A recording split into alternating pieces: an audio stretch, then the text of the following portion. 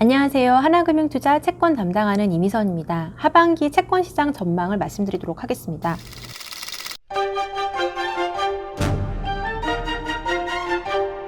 저희 전망의 요약은 일단 더디게 글로벌 경기 회복이 진행이 될 걸로 예상을 하고 있고요. 미국과 유럽 선진국들의 GDP 훼손의 폭이 굉장히 크기 때문에 팬데믹 이전의 수준으로 경기가 회복되는 것은 올해 말 이전에는 불가능하다고 보고 있고요.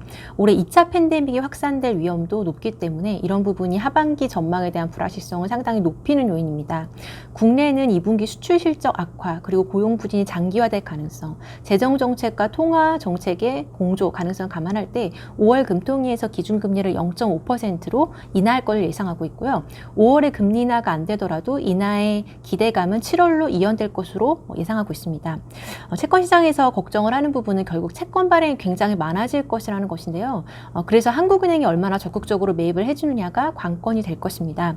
일단 이번 3차 추경에 따른 적자 국채 규모가 아직 결정되진 않았지만 15에서 30조 원 정도로 저희는 예상을 하고 있고요. 이로 인해서 올해 총 발행되는 국채 규모는 160에서 170조 원에 달할 걸로 보입니다.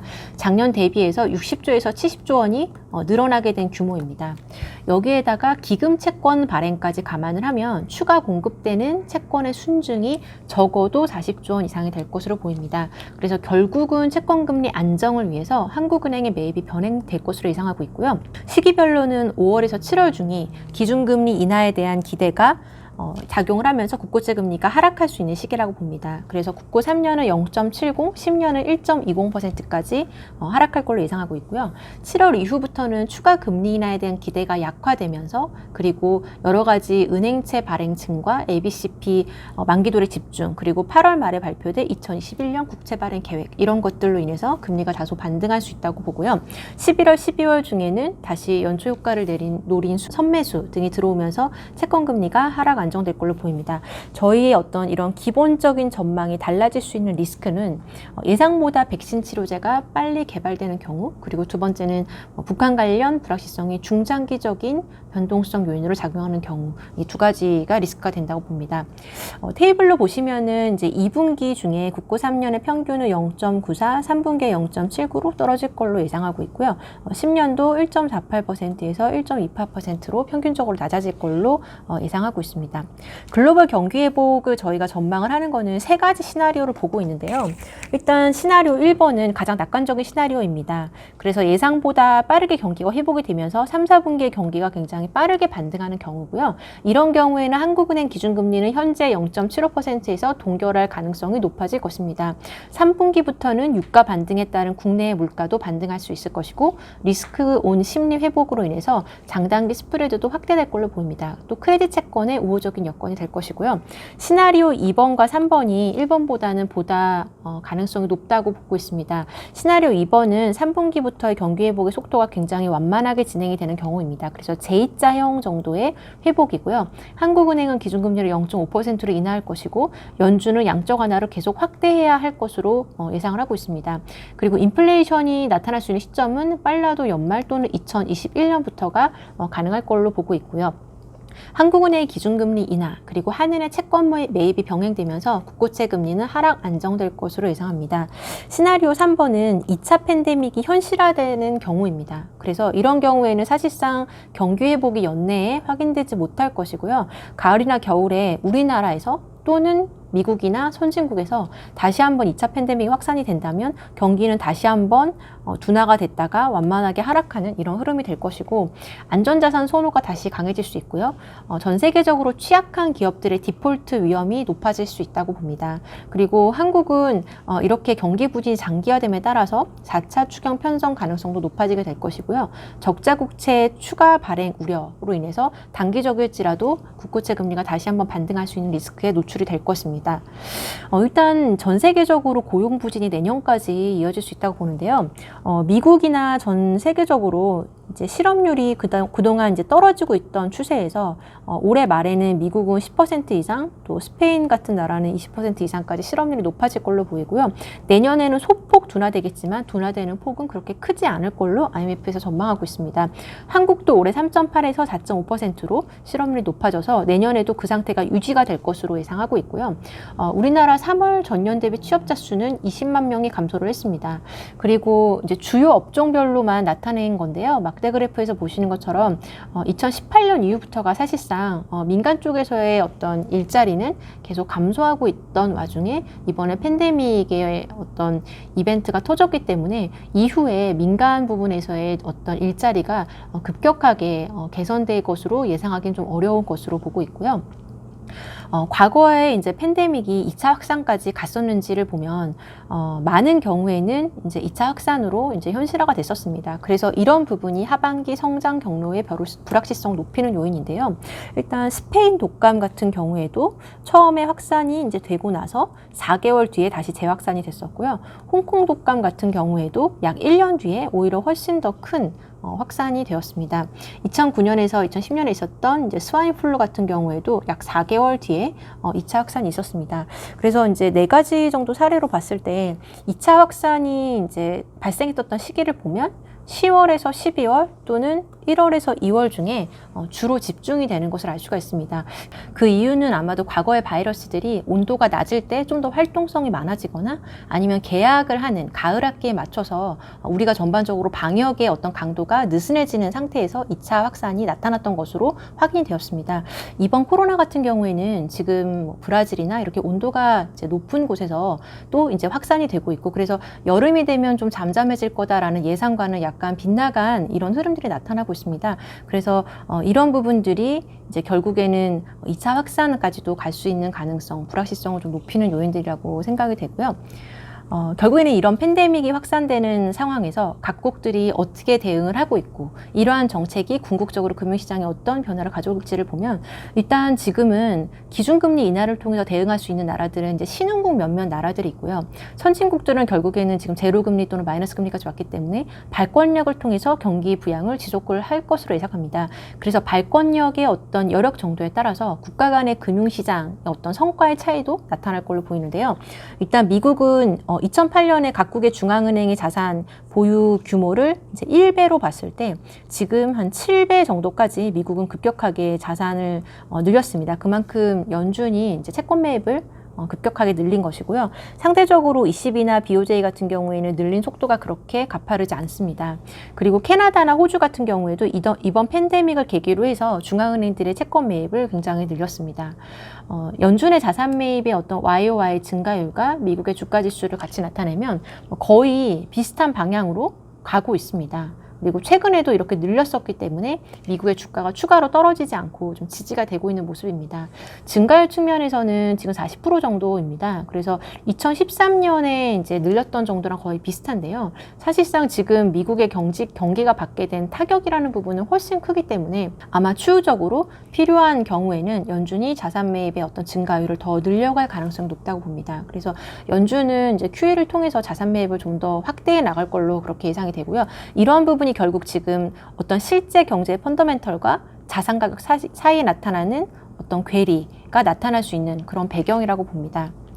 결국 그런 각국이 재정 확대를 굉장히 적극적으로 하고 있는데 이런 유동성 증가가 솔번시 문제까지 어떤 채권에 대한 원금을 상환할 수 있는 이런 문제까지도 충분히 해결할 수 있는가? 그만큼 충분한가라는 질문에 대해서도 저희가 생각할 필요가 있을 텐데요. 지금 일단 많은 디폴트가 날 가능성들이 높아진 기업들이 많아졌고 그런 상황에서 지금 유동성은 많이 풀리고 있습니다. 일단 각국이 재정 여력에 따라서 지금 재정 정책의 어떤 성격도 달라지고 있는데요. 가운데 있는 그림을 보시면 국가별로 봤을 때 세금을 인하를 해주거나 정부가 직접 보조금을 지급해주거나 정부 지출을 직접 확대하는 직접적인 어떤 공급 정책에 대해서는 이제 녹색과 같이 이제 나타냈고요.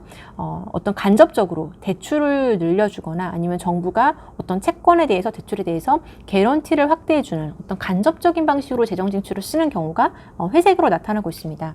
그래서 지금 이렇게 녹색의 비중이 높은 나라들이 호주, 일본, 미국, 캐나다, 독일 이런 순이고요.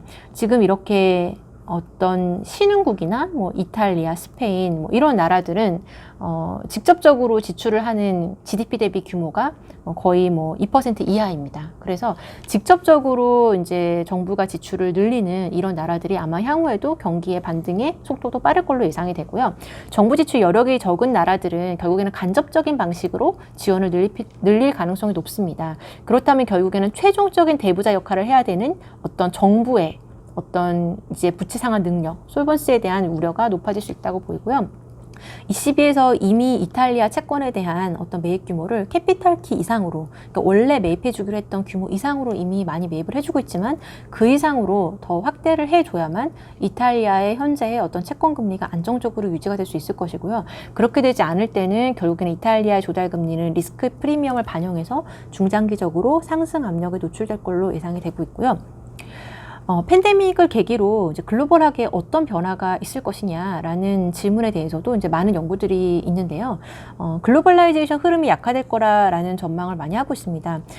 코로나 이후에 이제 글로벌화의 어떤 속도가 천천히 진행이 되거나 또는 이제 후퇴할 것이다라는 전망이 많은데 일단 글로벌 서플라이 체인이 간소화될 가능성이 높고 국가 간의 보호무역주의가 강화될 가능성이 높습니다. 또 전략적 물자에 대해서는 수출을 제한을 하거나 아니면 재고를 많이 쌓으려는 이런 필요성들이 많아질 것입니다. 코로나 이후의 어떤 상황들은 지금 이미 글로벌라이제이션이 좀 둔화되고 있는데요. 지금 보시는 차트는 전 세계 GDP를 분모로 하고 그 다음에 전 세계 수출과 수입 규모를 분자로 한 어떤 교역에 대한 나타내는 인덱스인데요. 2차 대전 이후로 거의 70년 이상 이렇게 확대되어 왔던 기조가 이제는 이 큰 흐름이 둔화되고 있는 기조로 바뀌게 되는 것이고요. 그렇게 된다면 세계 교역량이 확대가 되는 과정에서 혜택을 누렸던 나라들, 수출 주력 국가들은 이제 성장률 둔화, 경상수지 감소가 예상이 됩니다. 그래서 우리나라 같은 경우에도 수출 경쟁력을 좀 더 높이고 다변화할 필요가 있을 것 같고요. 우리나라의 교역량과 한국 수출의 YOY 증가율은 굉장히 연관성이 높습니다. 그래서 교역량이 위축되는 국면에서 우리나라 수출도 부정적인 영향을 받을 걸로 예상하고 있고요. 코로나 이후에 디플레이션이 올 거냐, 인플레이션이 올 거냐라는 부분도 논쟁이 되고 있습니다.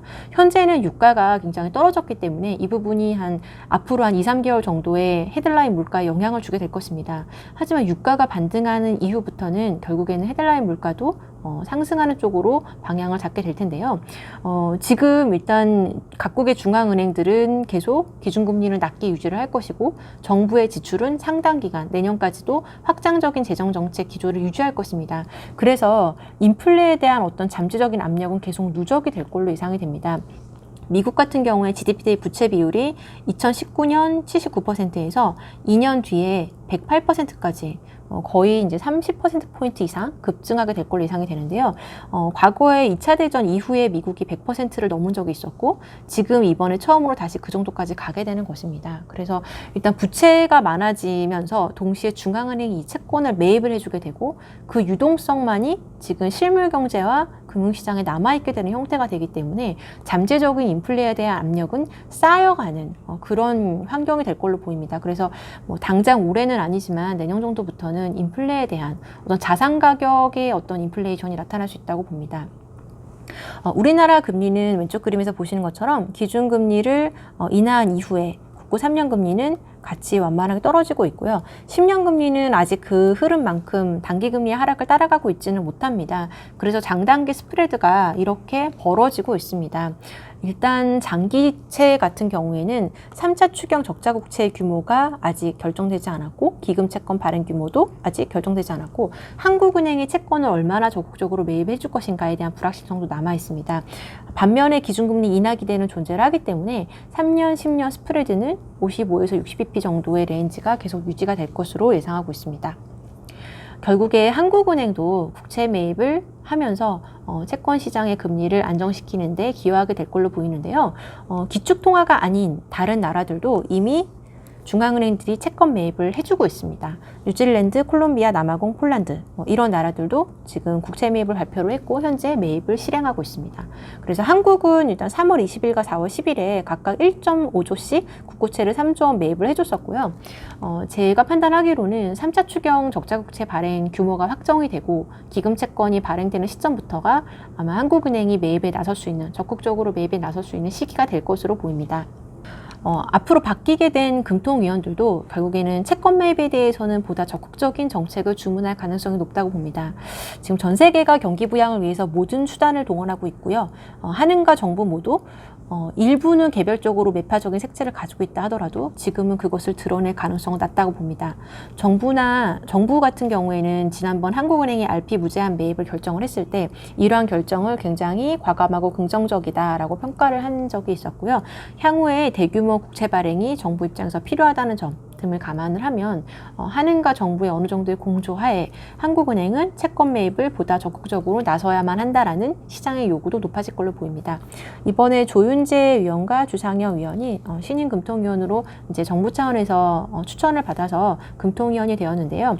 이 두 분 모두 어느 정도 정부에서 요구하는 어떤 상황들에 대해서 결을 맞추면서 정책 결정을 하게 될 가능성이 높다고 봅니다. 수급 측면에서는 결국에는 장기채를 얼마나 시장에서 소화해 줄 수 있느냐, 그리고 이 부분을 또 하나니 얼마나 매입해 줄 것인가가 관건이 될 것인데요. 지금 초장기를 주로 매입을 해줄 수 있는 부분은 이제 생명보험사입니다.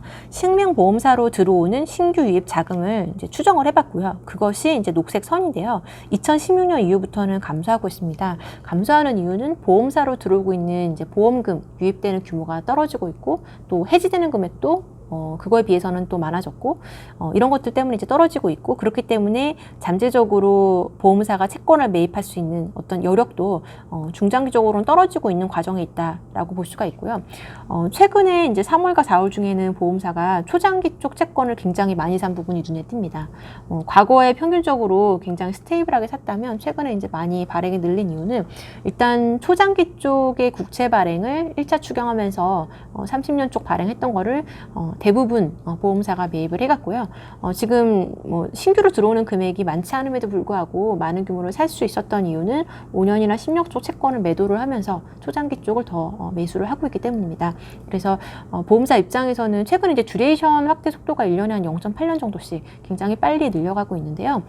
지금과 같은 어떤 행태가 올해 연말까지 이어질 걸로 보입니다. 그래서 초장기를 좀 더 많이 사고 이런 니즈에 맞춰서 정부에서는 추경과 관련된 적자 국채는 초장기 쪽에 대해서 30% 이상 배분을 하면서 보험사가 이것을 소화를 하게 되는, 그리고 어떤 시장에서 지금 소화가 아마 잘 되지 못하는 영역, 10년물이라던가 이런 부분에 대해서 한국은행이 매입을 하면서 전체적인 국채금리의 안정을 도모하게 될 것으로 예상하고 있고요. 마지막으로 수급과 관련된 부분은 이제 7월 지나면서부터는 추가 금리 인하에 대한 기대가 약화될 수 있고, 그 다음에 수급과 관련된 부담이 커질 수 있다라는 말씀을 드렸습니다. 8월부터 11월 중에 정기예금 ABCP 발행했던 어떤 만기가 집중적으로 도래하게 됩니다. 이것은 주별 만기 도래이기 때문에 많을 때는 한 주에 4조에서 5조 이상씩도 이렇게 만기가 도래하게 됩니다. 이렇게 만기 도래가 집중되는 이유는 이제 작년 10월, 11월 중에 ABCP 발행을 많이 했었기 때문입니다. 그래서 1년 만기로 발행했던 만기 도래가 올해에도 집중이 되고요.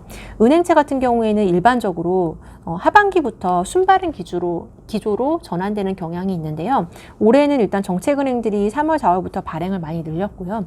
하반기부터는 어떤 계절적인 성격에 의해서 또 발행이 많아지게 될 걸로 보입니다.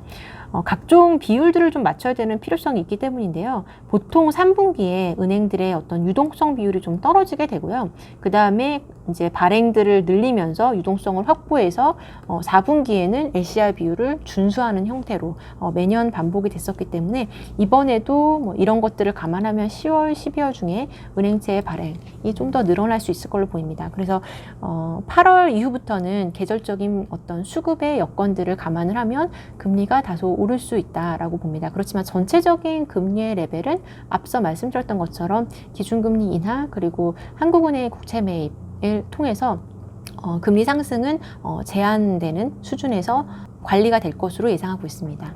네, 하반기 전망 말씀을 드렸고요. 보다 자세한 사항은 저희 자료를 참고하여 주시면 감사하겠습니다. 이상으로 발표를 마치도록 하겠습니다. 감사합니다.